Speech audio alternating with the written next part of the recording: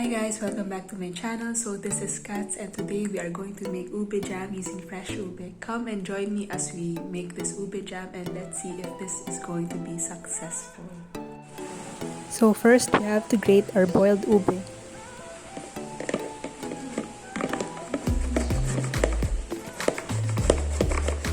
If you have a food processor, you can also use that so you will have an easier job on this ube jam.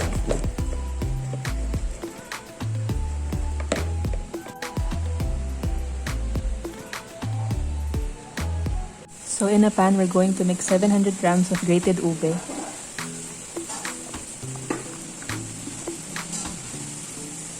500 ml of fresh milk or coconut milk or evaporated milk, and 1 can of condensed milk. Make sure to use condensed milk, not condensed creamer.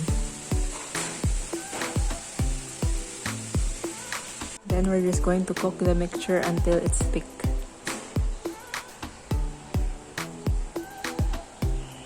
So make sure to use slow fire so you won't burn the ube. You can actually also blend this if you want, but I'm lazy so I just grated my ube.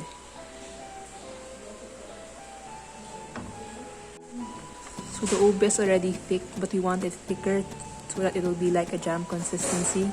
I didn't use any ube flavoring, but as you can see, I'm very lucky to get really good ube that's really pure violet.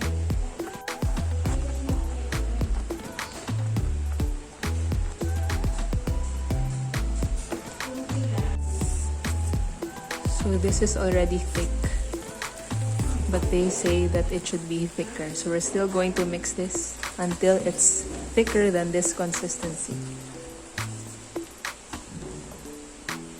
We want the consistency really thick, like as you see. It's parang natanggal siya sa pan.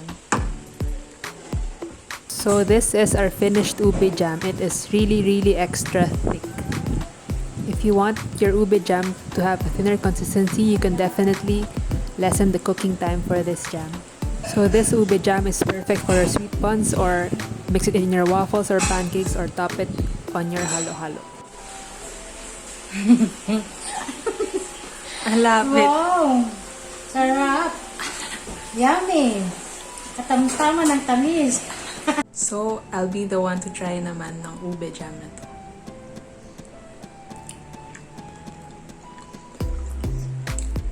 May mga chunks siya because I didn't blend it.